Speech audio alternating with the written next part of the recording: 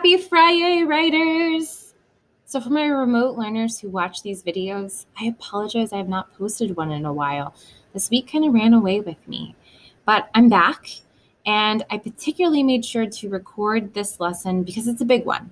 And I'm going to have you do quite a few things. And what we're going to start today, it's going to be your first summative for this unit. So I just want to make sure you guys really understand the instructions and the examples I'm providing, okay? So I have some do-nows I want you to go ahead and do. The first one is, let's make sure we open up this module, keep it up, okay? Because you're going to be doing some things within it. We're in Writing Realistic Fiction, Session 6. Go to your Google Drive, find that Dobbs ELA folder. Can you set up some new focus notes for me? And also open up your digital notebook. Our learning target today is I can make 2D story ideas feel 3D and come to life. Essential questions I want you to ask yourself: is there evidence in my story's events? Yesterday we were using the story arc to think through those events of our story, plot it out. Do I have evidence in my story's events? Am I showing, not telling? And how can I make my story show, not tell? And I love this quote by author Joel A. Barker. Vision without action is merely a dream. Action without vision just passes the time. Vision with action can change the world. So we're creating our own world in our realistic fiction stories, and we're hoping to maybe change our reader's world by reading this. So we need to make sure that we have vision and action. We're making it 3D. So go ahead and set up your focus notes for today. So if you're not there already, let's go ahead and click on Let's Make Our Stories 3D. And I have 4 goals for you today. You're going to take focus notes on this lesson. You're going to complete your story arc if you have not from Writing Realistic Fiction, Session 5. You're going to begin working on our summative internal-external chart. We'll go through that together. And then starting today, if you have not started drafting your realistic story in your digital notebook, I want you to start doing that today, and you will be adding to it each day, okay? All right. So I'm going to go through this. You add what you want to those focus notes. They are yours, but I would definitely be taking notes over this, okay? Remember, though, just copy and paste. So consider your story arc that we discussed yesterday to be the bones of your story. Today, we're going to put the meat on those bones. We're going to be bringing them to life.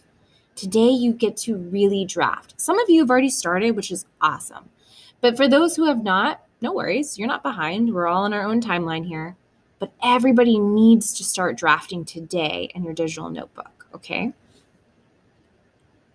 So what are stories made of? Stories are a balance of summary and scene. So here's an example. On Friday afternoon, Mrs. Smart's snake escaped from the tank in the science lab. Or I could write, chairs screeched across the tile floor as students came into the classroom, preparing to write their LT and EQs to start the lesson. There was soft music playing in the background. The classroom grew still, except for the pencils moving across the pages of planners. Everyone was engrossed in the task. Suddenly, Mrs. Smart's chair hit the floor with a slam. Her forehead beaded with sweat. The snake escaped! Okay, so what's the difference between a summary and storytelling? The first version that I just read is a summary. It tells a lot of information quickly and not that many words. It sums up the action. The second version is storytelling. It's written in a scene. It shows what's happening bit by bit. Storytelling is what you will want to do when you draft. To draft in a way that makes your stories come to life, makes them 3D, don't just tell the readers something and expect them to believe it, but rather, I want you to be like a criminal who wants to be caught. Leave evidence everywhere of the story you are writing. So those are all the focus notes I wanted you to take. But don't forget to do your summary, right? So let's respond to that EQ. Is there evidence so far in your story's events? How can I make my story show, not tell? Okay, so I'm going to try this out for you, right? Let's think back to my character, Winnie. In the scene that I've been working on, Winnie is listening to Brooke and Megan say mean things about Eddie. These are 2 popular girls who she started becoming friends with.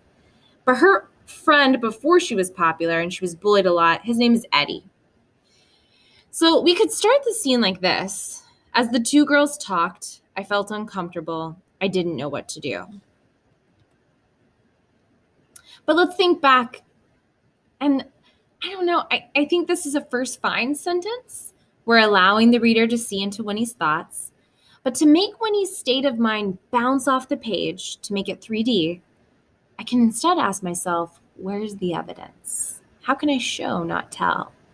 So then I can write in such a way that I'm leaving clues, leaving evidence that what I'm telling the readers is true. So here I want to think about how to show Winnie is uncomfortable and that she's unsure of what to do. I can think a bit about what I do, or I know other people do when they're uncomfortable. So I made a chart for Winnie, and I kind of charted out 5 emotions that I know she's going to feel in this story. And they're everyday emotions that most of us feel: nervous, determined, angry, upset or sad, happy or excited. And then in the external, the right column, I wrote out how I'm going to show that within my story. Instead of telling my reader she feels nervous, I'm going to have her talk really fast and sometimes really loud. She may even make a loud laugh and snort in the middle of it. When she's feeling determined, I'm going to show that because I'm going to have her make lists in this coveted planner that she carries around with her. I'm going to have her devise a plan and try to recruit others to join in on her mission, whether it be by posting flyers around the school or starting an online forum. Anytime she's feeling determined, I'm going to have her do things. When she's really angry, I want her cheeks to turn bright red and she can feel her fingers get tingly. Her face turns into a scowl. She yells and she goes into Hulk mode. Her fists clench and her knuckles turn white. She wouldn't actually hit anyone, but her eyes look like they could cut someone. When she's upset or sad, I want her to retreat to the school library to read. That's like her safe place. There, she'll hide behind the book and its character until she feels better or devises a plan, usually inspired by a book character. She never cries at school, though, only in private. She considers that a weakness, so she becomes very quiet when she's sad. She doesn't really talk to anyone. And then when she's really happy or excited, I'm going to have her smile so much that her cheeks hurt, like this big dumb grin. She gets really animated, uses big hand gestures, and talks really fast. She usually writes down her thoughts furiously to share with others, whether it be a thank you note or an idea of some kind that she wants to tackle. Okay, so this is kind of like a playbook, a guide. So anytime I want my reader to know that when he's feeling this way, now I've created things that I can show in my story. I can actually write this so then they know, oh, she's feeling nervous. Oh, she's feeling determined. Okay, she's angry. She's upset. She's happy. So let me try this out. So using my chart, if I want to show that when he's uncomfortable or nervous, I should have her talk really fast and maybe make an awkward laugh. I think that's some solid evidence to show to make this 3D. So let me try this again. Instead of saying as the two girls talked, I felt uncomfortable, I didn't know what to do, I'm going to add some 3D to this. So as the two girls talked, I felt uncomfortable, I didn't know what to do. The room felt really hot all of a sudden, or maybe my cheeks just felt hot. I tried to change the subject by asking them about English class, but my words came out so fast and in a language even I didn't recognize. They both stopped and stared at me. I laughed so loudly it echoed and bounced off the tile floors. Right as it hit me back in the face, I snorted. Okay, so now I want us to try this out. Okay, so I've modeled this for you, so now it's your turn. So here's what I want you to be working on, okay? That's Story Art Graphic Organizer and Canvas. That's due by Monday. I'm about to show you the summative internal-external chart. This is going to be due by the end of class on Monday. You're going to have the full day on Monday to work on this, but also you're going to have today. It should take a couple of classes, so please don't procrastinate, okay? And then remember, we should be drafting our story from this point forward. So you should be adding to your story every day in your digital writer's notebook. And don't forget that we should be reading at least 30 to 40 pages in our fiction book, okay? So I want to go over our chart.